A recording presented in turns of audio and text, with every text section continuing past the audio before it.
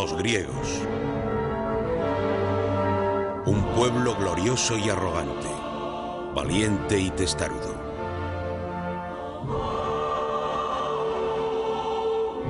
Estos fueron los hombres y mujeres que fundaron las primeras civilizaciones de Occidente.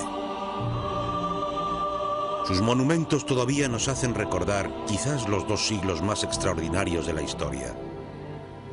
Una época que vio el nacimiento de la ciencia y la política, la filosofía, la literatura y el teatro. Que vio la creación del arte y la arquitectura que todavía nos esforzamos por igualar.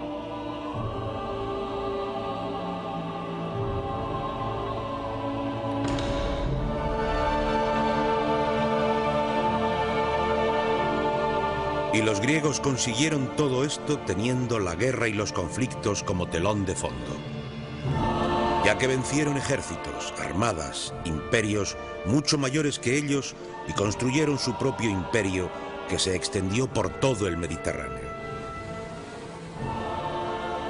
Durante un breve periodo, las flotas griegas dominaron los mares. Su prosperidad era inigualable. Estas hazañas que perfilarían nuestro mundo, fueron llevadas a cabo no por personajes perdidos en la historia, sino por hombres y mujeres cuyas voces todavía podemos escuchar, cuyas vidas todavía podemos seguir hoy en día. Hombres tales como Temístocles, uno de los más grandes generales del ejército. Pericles, un político con visión y genio. Y Sócrates, el filósofo más famoso de la historia.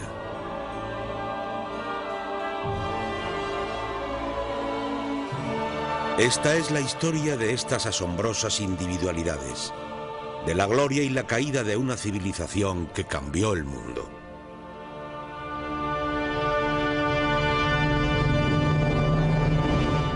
Los griegos, crisol de la civilización.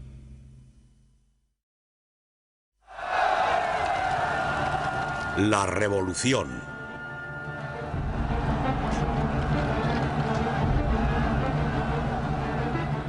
Año 508 a.C., 5 siglos antes del nacimiento de Cristo. En una ciudad llamada Atenas, una diminuta ciudad de Grecia, el pandemonio gobernaba las calles. La gente normal se rebelaba contra sus gobernantes, pidiendo libertad por los siglos de opresión.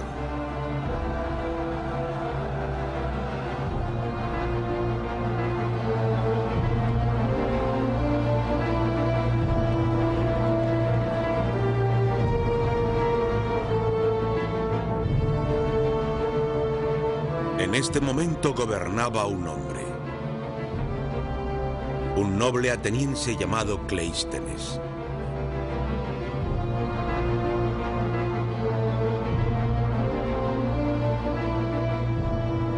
Cleístenes había sido educado para ser un gobernante desde su nacimiento, para mirar a esta gente vulgar por encima del hombro. Pero esa noche todo cambiaría en su vida, en la historia de Grecia y en la historia de la civilización. En un instante de inspiración, Cleístenes se daría cuenta de que esa gente vulgar debía tener libertad, una oportunidad para forjar su propio destino, para gobernarse a sí mismos.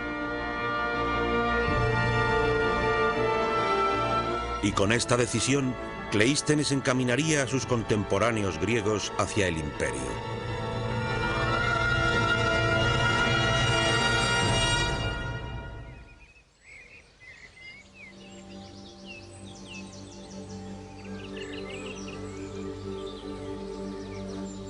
Los historiadores estiman que Cleístenes nació alrededor del año 570 a.C.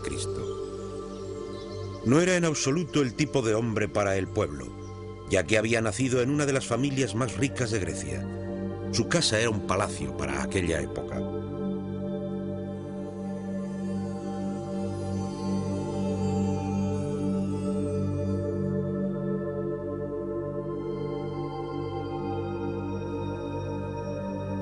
A la familia de Cleístenes la llamaban Almeónidas. Era una dinastía política acomodada y de larga tradición. Creció en un mundo de grandes privilegios. Un mundo donde los hombres de élite esperaban que se les concedieran muchos privilegios. El origen de la fortuna de la familia de Cleístenes es una historia típica de la antigua Grecia. Una curiosa historia medio convertida en mito. El primer historiador griego, Heródoto, afirma que el abuelo de Cleístenes una vez hizo un favor a un gran rey llamado Creso. Un rey inmensamente rico. A cambio, le dijeron que podía tomar como regalo oro en polvo de los tesoros de Creso. Pero según Heródoto, el antepasado de Cleístenes no se pudo contener para llenar sus bolsillos. Rellenó cada orificio de su cuerpo, sus orejas y boca con el brillante oro en polvo, y también se lo echó por encima de la cabeza y del pelo. Heródoto escribe que al rey Creso le divirtió tanto esta bravuconada que le dejó coger otra vez todo el oro que pudiera cargar.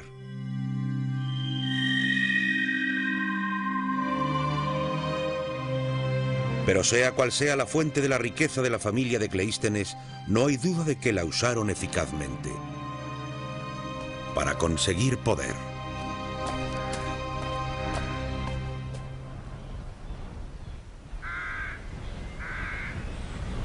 Desde su infancia enseñaron al joven Cleístenes que era un aristócrata, descendiente de la clase gobernante de la antigua Grecia. En el siglo VI a.C., esta clase aristocrática controlaba todo lo que ocurría en la ciudad natal de Cleístenes, una pequeña localidad llamada Atenas.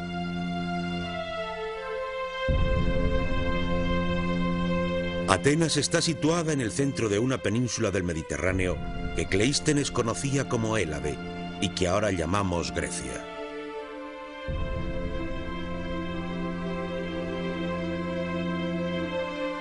En tiempos de la juventud de Cleístenes, hubiera parecido imposible creer que esta ciudad pronto gobernaría un imperio. Ciertamente no es lo que llamaríamos una ciudad. Olvídense de Manhattan. Atenas en el centro tiene edificios públicos, pero sin embargo creo que nos la deberíamos imaginar más como un pueblo de alojamiento y asentamiento.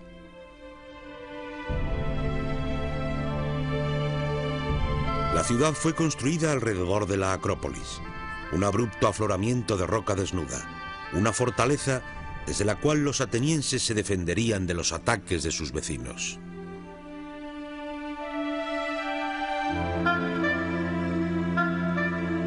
En las estrechas calles que rodeaban la Acrópolis se apiñaban los sencillos hogares de los granjeros y mercaderes.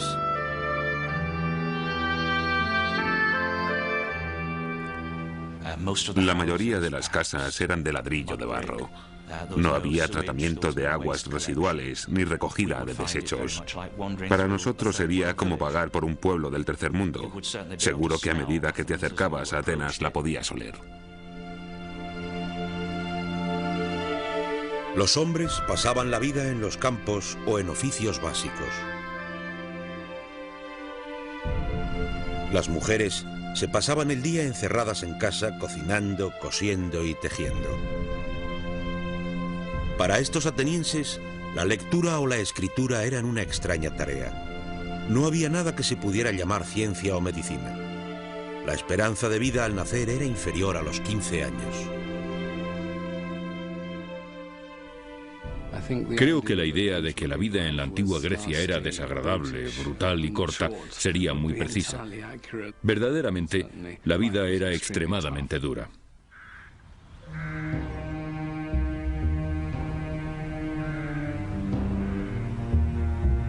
No era una sociedad de iguales. Los atenienses comunes vivían bajo el yugo de los aristócratas, hombres como el padre de Cleístenes.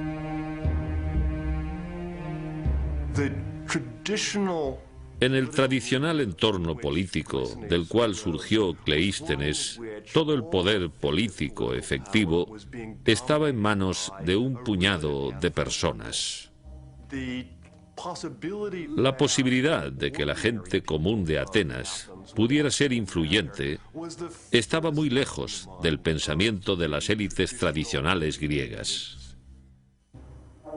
Para el escritor griego Aristóteles, se trataba de un mundo marcado por la injusticia. Todo el país estaba en manos de unos cuantos. Lo más duro y amargo para las masas era su estado de servidumbre. No es que estuvieran descontentos por una cosa concreta, ya que no participaban en nada.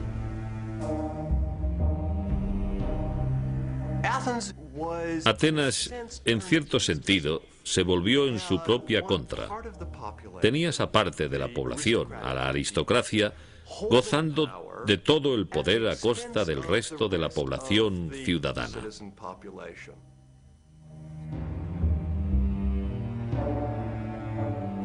Dominada por los aristócratas, a quienes solo les interesaba conservar su propio poder, Atenas apenas parecía un estado a punto de construir un gran imperio.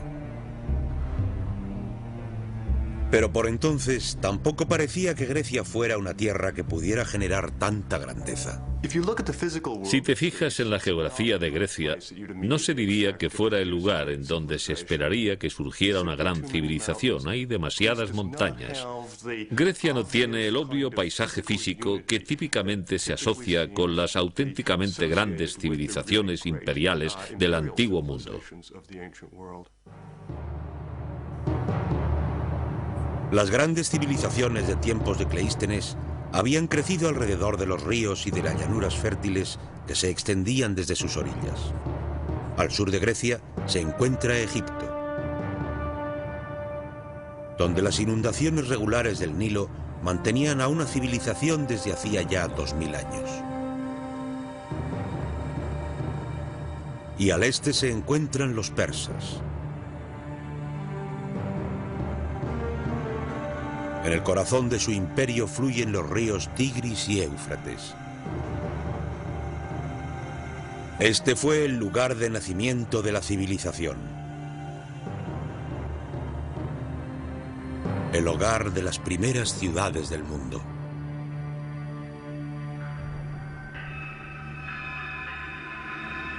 Pero Grecia no contaba con extensas llanuras. Era un paisaje dividido por cadenas montañosas.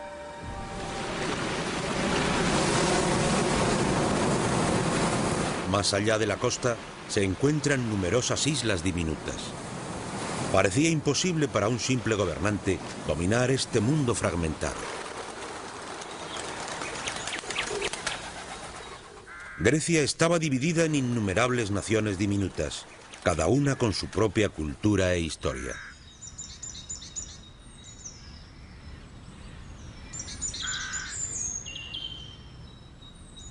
En tiempos de Cleístenes había miles de pequeños estados luchando entre sí por las tierras y el poder.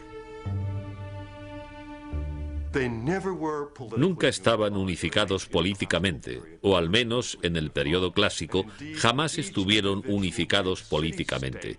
Y además, cada ciudad-estado griega, cada polis, luchaba por mantener su propia independencia, a veces con éxito, a veces sin él. A principios del siglo VI, Atenas no era ni mucho menos la más poderosa ni la más importante de estas diminutas naciones. Argos tenía unos 3000 años. Sus ciudadanos podían relatar su historia desde los míticos días de la guerra de Troya.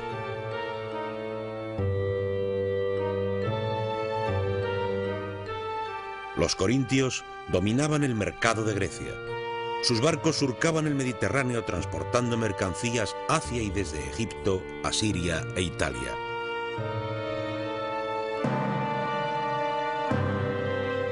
Pero había una ciudad con poder militar que parecía que iba a dominar toda la Grecia de Cleístenes.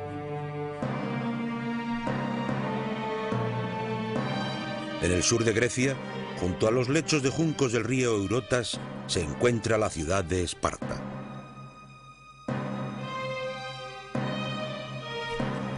Los espartanos estaban destinados a ser soldados desde su nacimiento. Criados en el campo, separados de sus familias, sus vidas giraban en torno a la disciplina y la guerra.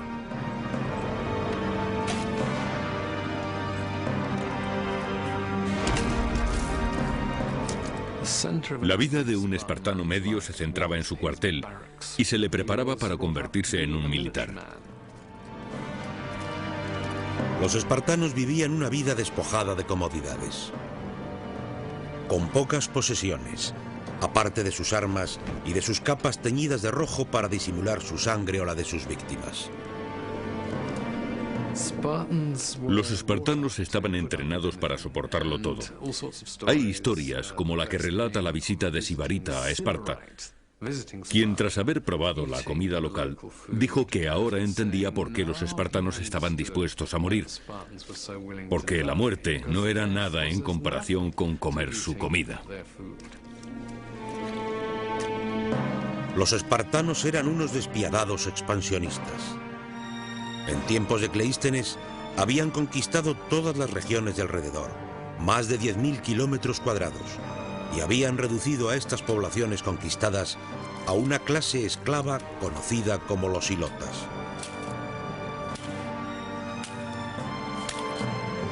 Los ilotas estaban forzados a trabajar en los campos de sus caciques espartanos y eran gobernados con mano de hierro.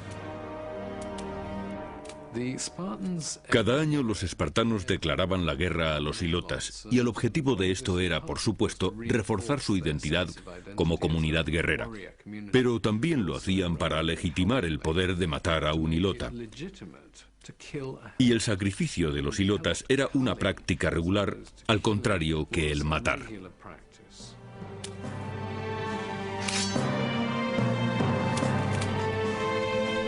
Si había algún lugar en la Grecia de Cleístenes donde quizás se pudiera construir un imperio, era Esparta. Para el resto de los griegos, la amenaza siempre estaba en el horizonte.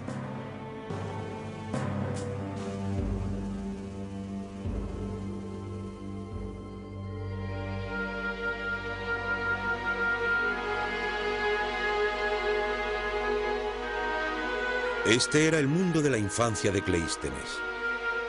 Educado en una familia de élite interesada en sí misma, en un estado que solo era una potencia de tercer orden.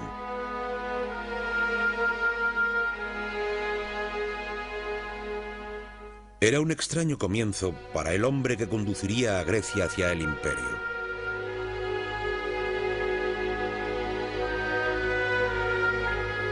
Pero Cleístenes siempre había sido un hombre entusiasmado por un sueño. La excepcional visión griega de la grandeza que un hombre podía alcanzar.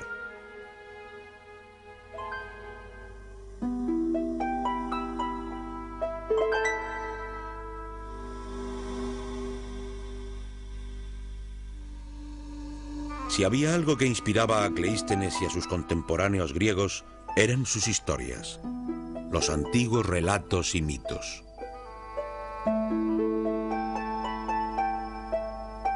Al país siempre acudían cientos de bardos viajeros que recitaban estas historias a cualquiera que pagara.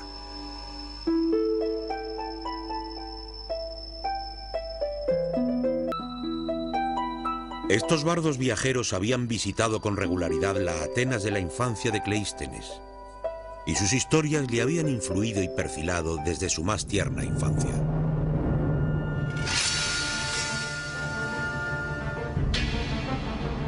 Los dos relatos más famosos que estos poetas contaban todavía se conservan: la Ilíada y la Odisea, compuestas por el legendario poeta Homero. Estos relatos cuentan historias de tremendas batallas y épicas luchas, y en su corazón descansan los héroes. Personajes míticos cuya fortaleza les había proporcionado poder y gloria.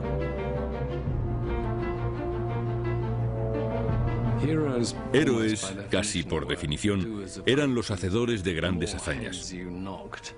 Cuantas más cabezas cortabas y cuantas más mujeres desvirgabas, mayor era tu estatus heroico. En todo el arte griego encontramos imágenes de héroes. Estas figuras guerreras, valientes, bellas, con determinación para conseguir la victoria a toda costa, eran el ideal del griego. El ideal heroico era absolutamente el centro en toda la cultura griega.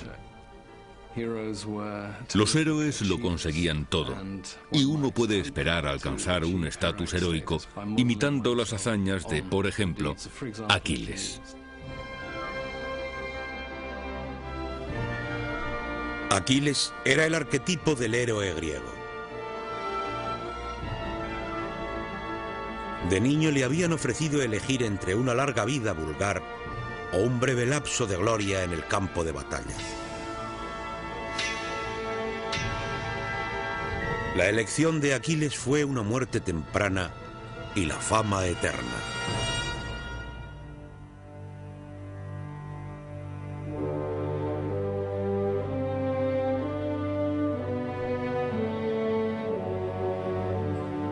La visión del héroe, el ideal del hombre de acción, era el modelo que Cleístenes debía seguir porque para ello le habían educado.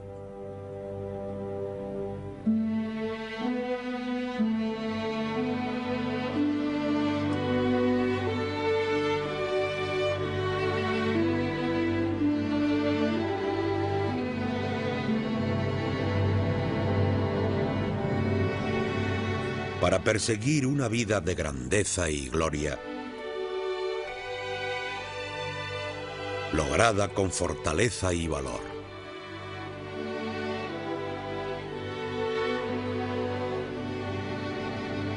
Para conseguir el poder y la victoria solo para él, para sí mismo.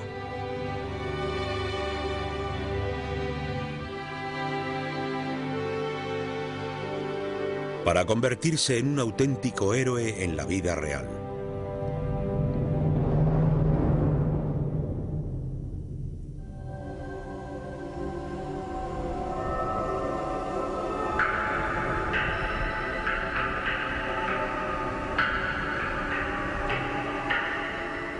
Pero Cleístenes no era el único que se tomaba en serio los relatos sobre héroes míticos.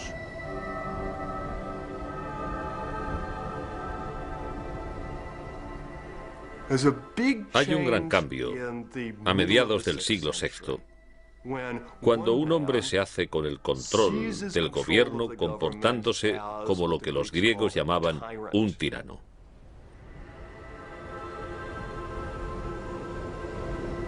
La historia de cómo este tirano o gobernante absoluto llegó al poder ha sido conservada por el historiador Heródoto.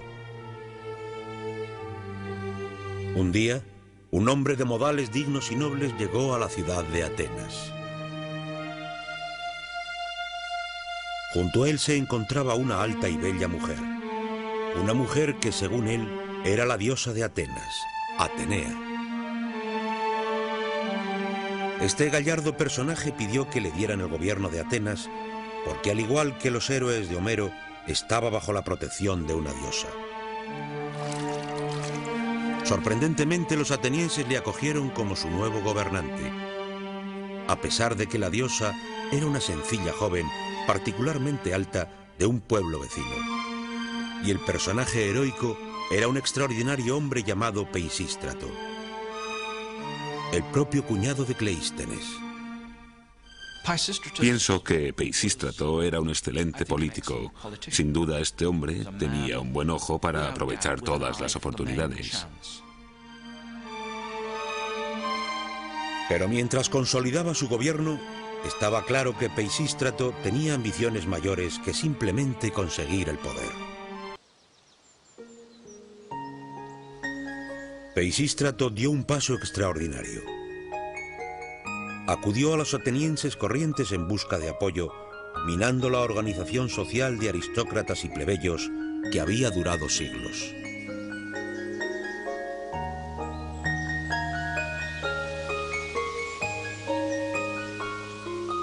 Peisístrato redujo los impuestos e introdujo préstamos gratuitos para permitir que la gente construyera sus granjas.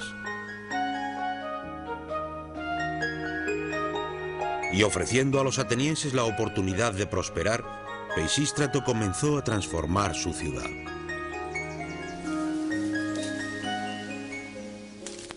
Con el ascenso de Peisístratos, empezamos a ver el crecimiento acelerado en el ámbito agrícola. Y eso va a ser un grano que va a crecer y crecer y crecer en los 2 siglos siguientes. Y uno de los resultados de ello es el aumento de viñas y olivos.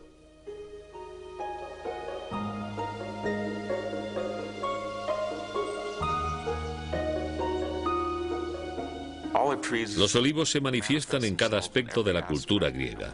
Económicamente, suministran aceite para cocinar, aceitunas para comer, lubricantes, jabón, combustible, así que se trata de un producto económico de gran valor.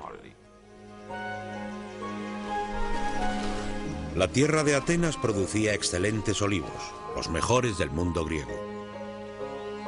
Y mientras la producción se incrementaba, los atenienses encontraron un mercado preparado para este aceite.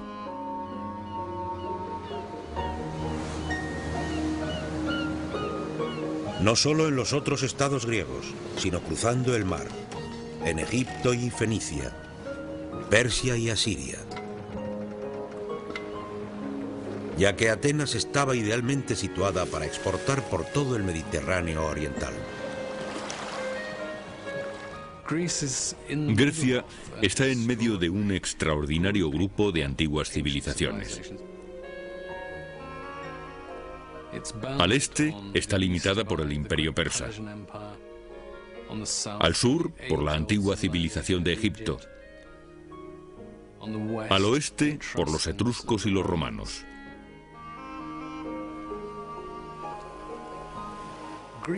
Los griegos estaban esparcidos.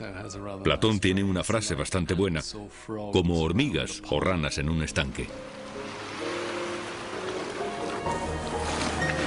El Mediterráneo oriental era el mayor mercado del antiguo mundo.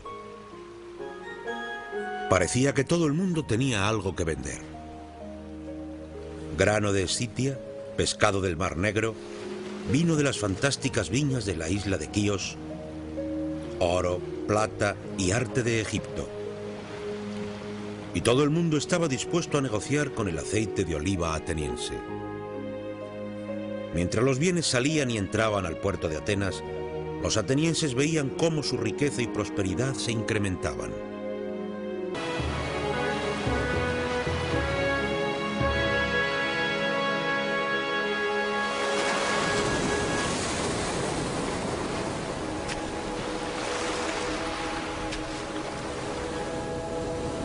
Cleístenes creció bajo el mandato de Peisístrato y vio cómo cambiaba Atenas.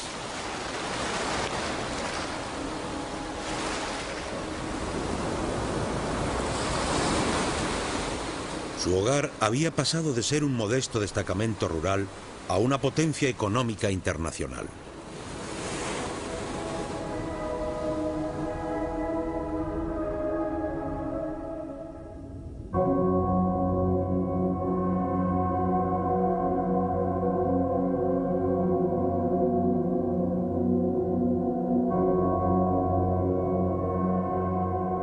Pero el gobierno de Peisístrato, de tiranía benévola, no duraría para siempre. En el año 527 a.C. murió y le enterraron aquí, en el cementerio ateniense. Su hijo Hipias le sucedió. Al principio, Hipias siguió los pasos de su padre gobernando Atenas con mano suave. Pero pronto, los atenienses descubrieron la peligrosa naturaleza de la tiranía.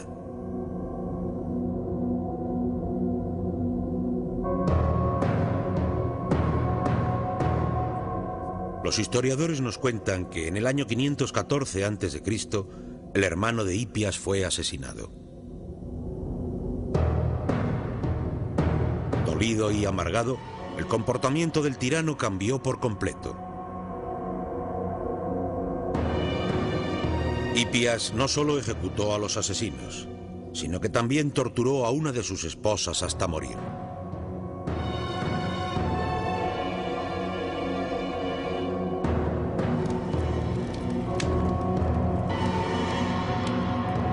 Aristóteles describió el cambio del gobernante hacia la locura.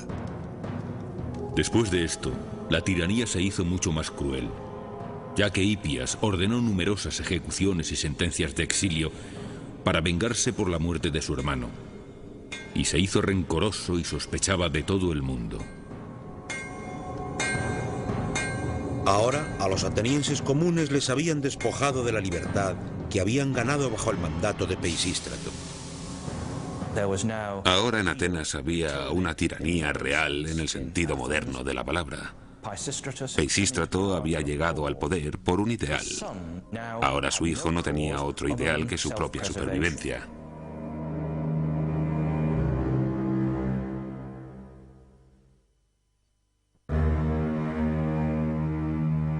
La vida para Cleístenes se hacía cada vez más peligrosa.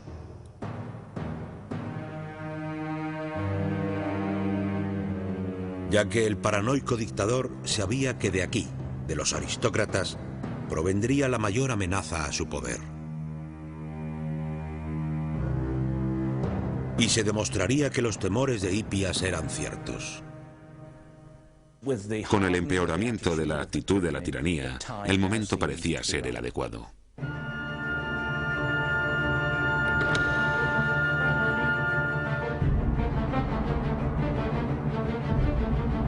Cleístenes decidió correr su primer gran riesgo. Intentaría derrocar a Hipias para ganar poder para sí mismo y para su familia.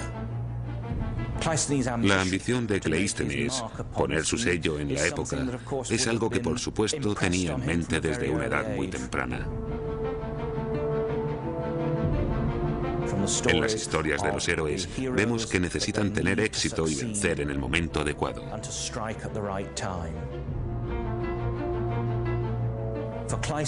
Para Cleístenes sería un logro.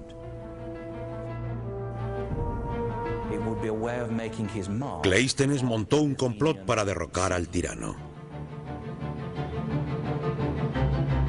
Atraparon a Hipias en su fortaleza y desapareció de Atenas para siempre.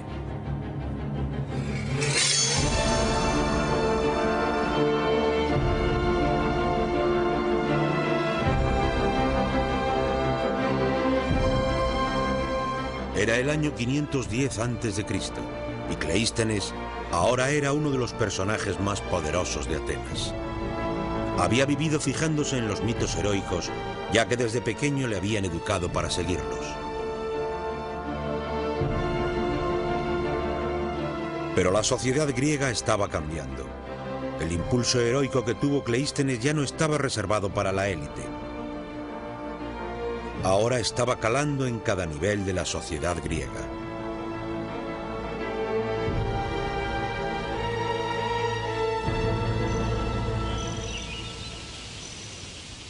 Esta es Olimpia, en el sur de Grecia.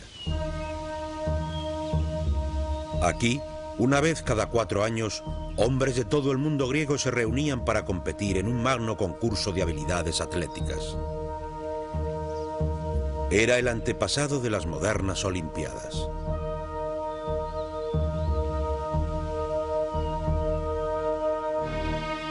Para el antiguo escritor viajero Pausanias, las Olimpiadas eran lo más destacable de cualquier visita a Grecia.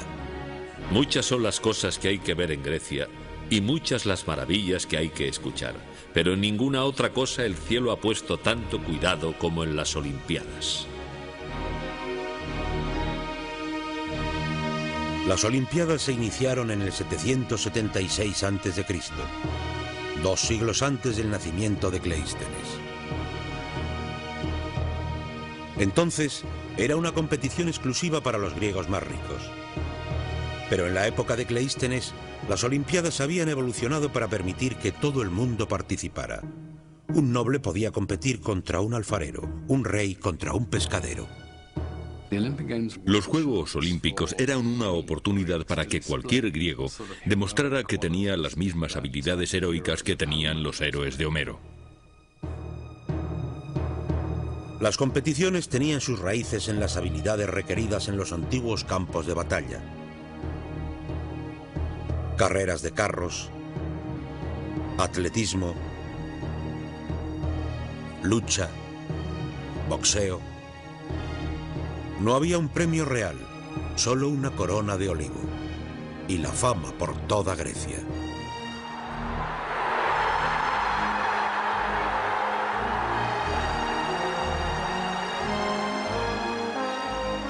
Un competidor podría estar rodeado por la mayor multitud de pacíficos griegos que jamás hubiera visto. Quizás unos 4.000 griegos se reunirían en los Juegos Olímpicos.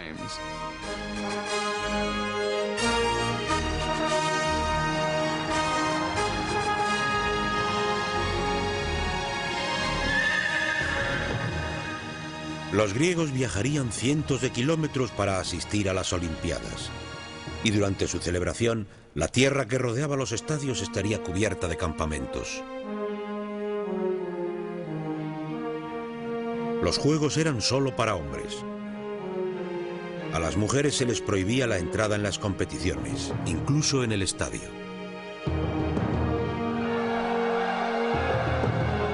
Para el hombre griego, fuera cual fuera su origen o clase, ganar aquí daría un impulso a su vida. Tenías brevemente un momento de gloria, de extrema fama, que era lo que más valoraba la competitiva cultura griega. Aquí los griegos quizás habían encontrado una manera civilizada de satisfacer el ideal heroico. Habían construido una meritocracia basada en la destreza y la habilidad, donde cualquiera podía ganar.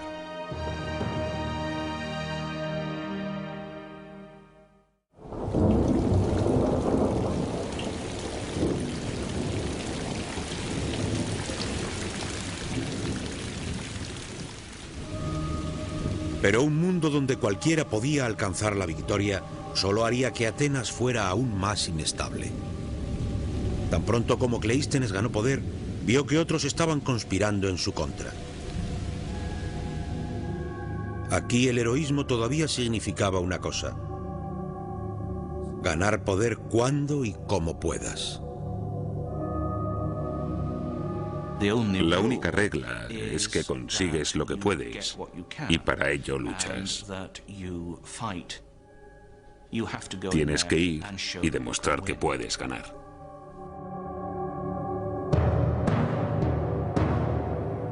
El más ambicioso de aquellos que conspiraban contra Cleístenes era un hombre llamado Iságoras. Iságoras era otro aristócrata ateniense. A él también le habían educado para creer que el poder era su derecho.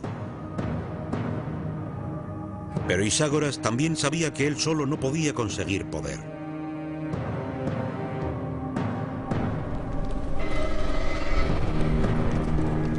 Iságoras dio un paso inaudito. Salió de Atenas en busca de apoyo. Envió un mensaje a los espartanos, los guerreros más temidos por los griegos.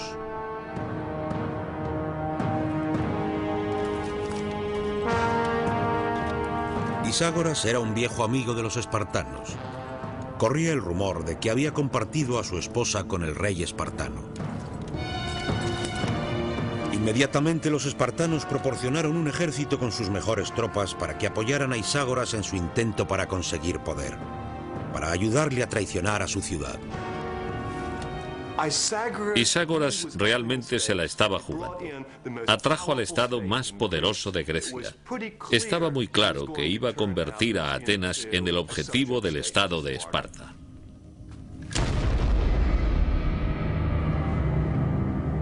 Con su ejército espartano, Iságoras dio el golpe de estado, tomando el control de Atenas.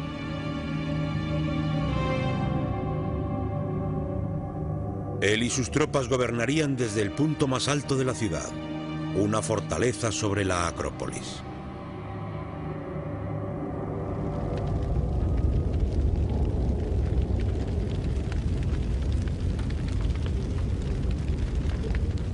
Los primeros objetivos del nuevo tirano eran los demás aristócratas, sobre todo Cleístenes.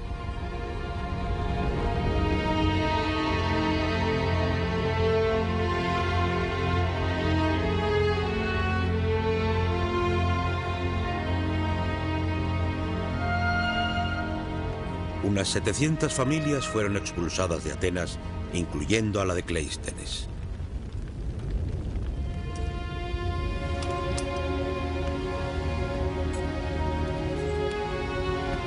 Cleístenes abandonaría su ciudad, dejándola una vez más en manos de un déspota dictador. Un dictador que ahora gobernaba con el apoyo del poder más temido por Grecia, el de los espartanos. Para Cleístenes, todas las lecciones de su infancia parecían traicionadas.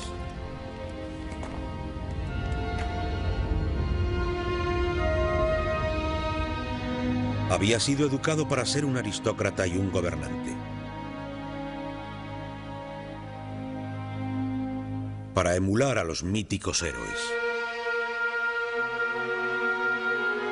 Pero todo esto había conducido al conflicto y a la contienda, la muerte y el exilio, a las luchas por el poder entre una élite aristocrática.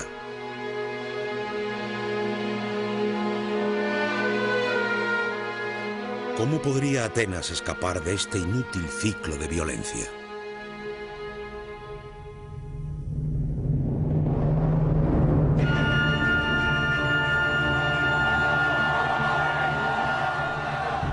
Mientras Cleístenes sufría en el exilio, Atenas se estremecía por un extraordinario evento.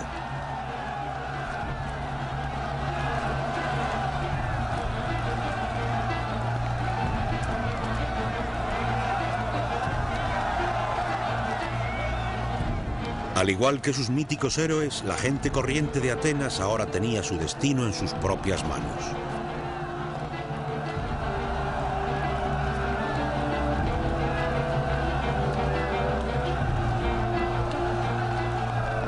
Se rebelaron.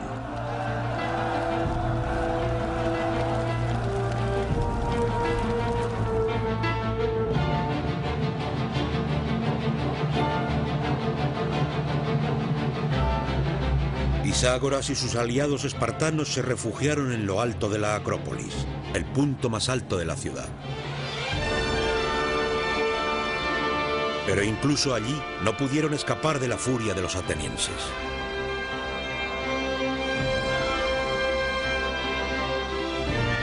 Durante 2 días y 2 noches, Pitágoras luchó contra este extraordinario levantamiento, hasta que finalmente, la mañana del tercer día, le forzaron a rendirse.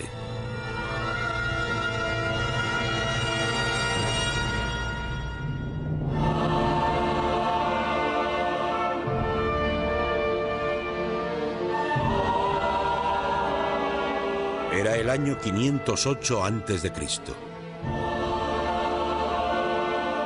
Este sería el primer paso de Atenas hacia el imperio y la gloria. Por primera vez en la historia escrita, el pueblo había reducido a sus gobernantes y conseguido el poder para sí mismo.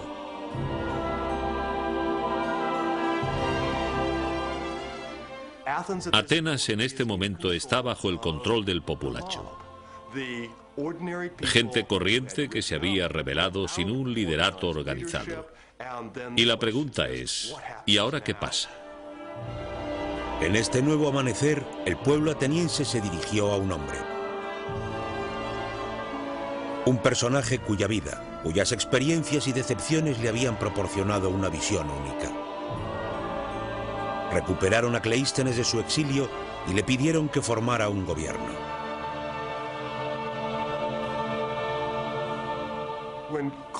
Cuando Cleístenes regresó a Atenas, después de la expulsión de los espartanos, se enfrentó a un notable reto.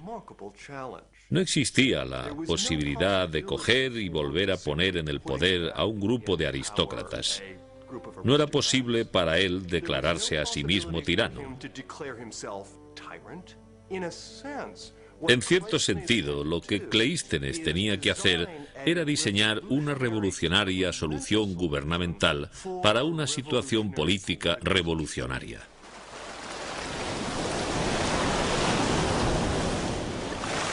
Para Cleístenes, el problema era cómo ofrecer a los atenienses esa seguridad en el futuro que pedían.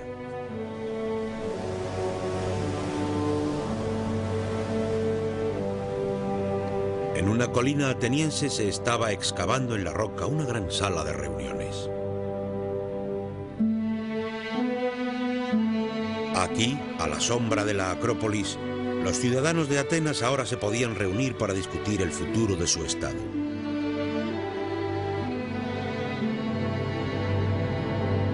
En estos mismos escalones, ricos y pobres podían ponerse en pie y dirigirse al resto de los ciudadanos. Es el antecedente de la Cámara de los Comunes británica, del Congreso americano, de los parlamentos de todo el mundo. Y en el lugar donde una vez el gobierno se había decidido mediante la fuerza de una espada o por el golpe de una afilada lanza, Cleístenes instituyó el voto simple. Una piedrecita blanca para el sí, una piedrecita negra para el no. Y con esta idea sencilla y elegante, Cleístenes instituyó la ley del pueblo. Un sistema de gobierno que ahora conocemos como democracia.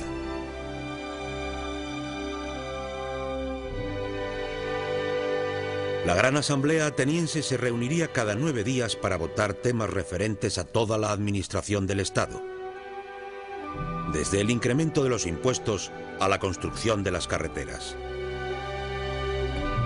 desde el precio de los higos hasta la declaración de una guerra.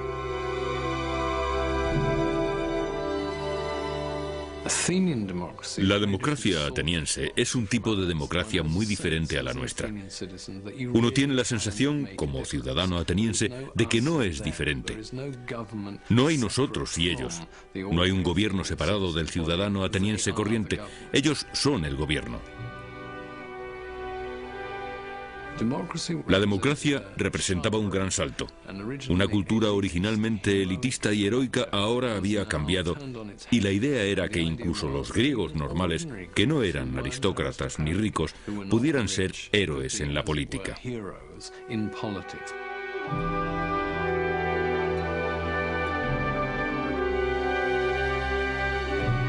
Era un sistema de gobierno que transformaría este diminuto estado y desencadenaría la civilización más floreciente que el mundo había visto hasta entonces.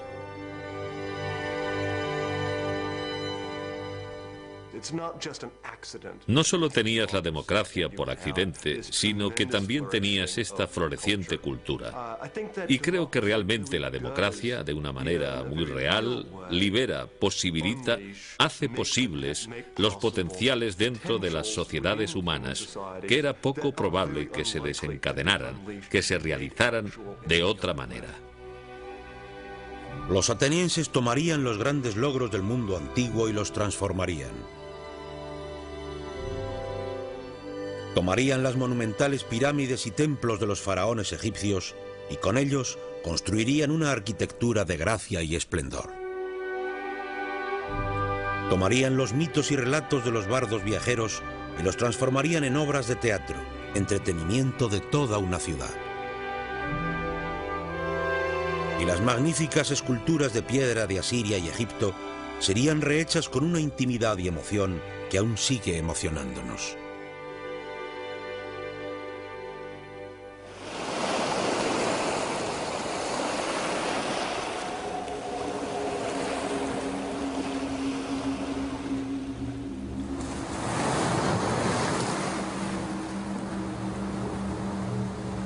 Pero mientras la democracia de Cleístenes se fortalecía, una nueva amenaza se congregaba en el este: el poderoso imperio persa. Los persas eran la mayor potencia de la época. Gobernaban un imperio que se extendía desde la India hasta el Mediterráneo. Según Atenas adquiría poder y confianza, los persas se daban cuenta de que este diminuto estado de su frontera oriental pronto supondría una amenaza.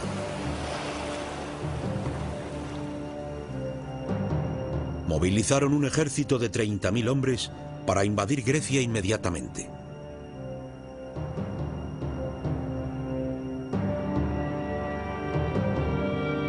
La democracia de Cleístenes, apenas nacida, se iba a enfrentar ahora a su prueba más dura.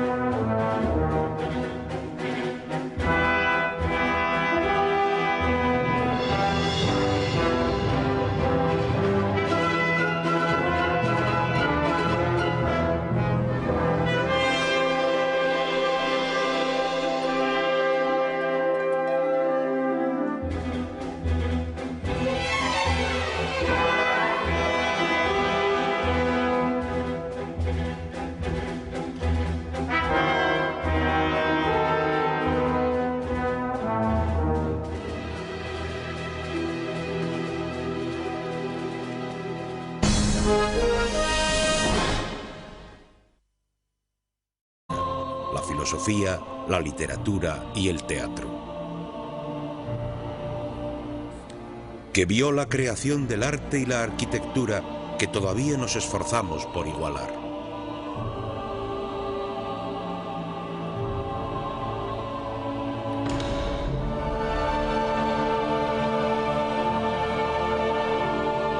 Y los griegos consiguieron todo esto teniendo la guerra y los conflictos como telón de fondo, ya que vencieron ejércitos, armadas, imperios mucho mayores que ellos y construyeron su propio imperio que se extendió por todo el Mediterráneo. Durante un breve periodo, las flotas griegas dominaron los mares. Su prosperidad era inigualable. Estas hazañas que perfilarían nuestro mundo, fueron llevadas a cabo no por personajes perdidos en la historia, sino por hombres y mujeres cuyas voces todavía podemos escuchar, cuyas vidas todavía podemos seguir hoy en día. Hombres tales como Temístocles, uno de los más grandes generales del ejército. Los historiadores estiman que Cleístenes nació alrededor del año 570 a.C. No era en absoluto el tipo de hombre para el pueblo, ya que había nacido en una de las familias más ricas de Grecia. Su casa era un palacio para aquella época.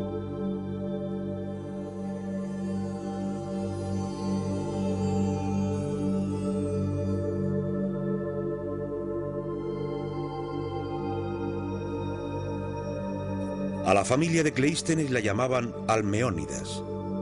Era una dinastía política acomodada y de larga tradición. Creció en un mundo de grandes privilegios. Un mundo donde los hombres de élite esperaban que se les concedieran muchos privilegios. El origen de la fortuna de la familia de Cleístenes es una historia típica de la antigua Grecia. Una curiosa historia medio convertida en mito. El primer historiador griego, Heródoto, afirma que el abuelo de Cleístenes una vez hizo un favor a un gran rey llamado Creso. ¡Venid a por ellas!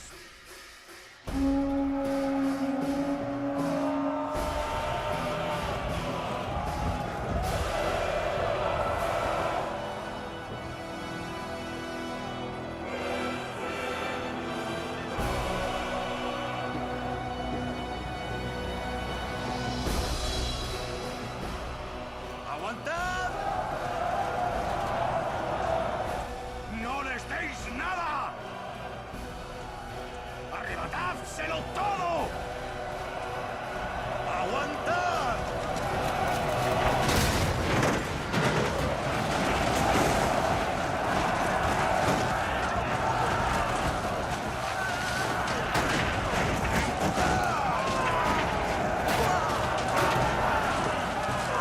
¡Esto es cuanto sabéis hacer!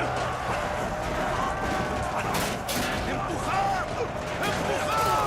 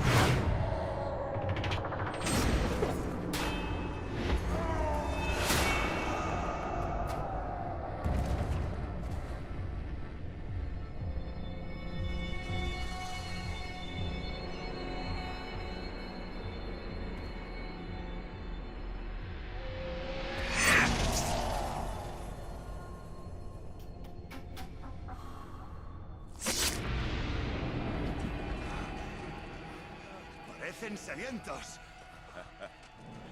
Pues démosles algo de beber. ¡Al acantilado!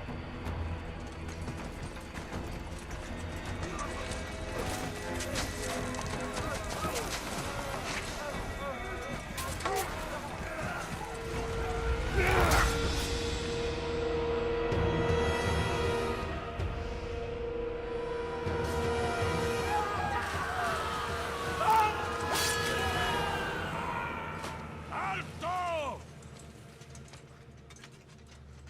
Esto es un buen comienzo.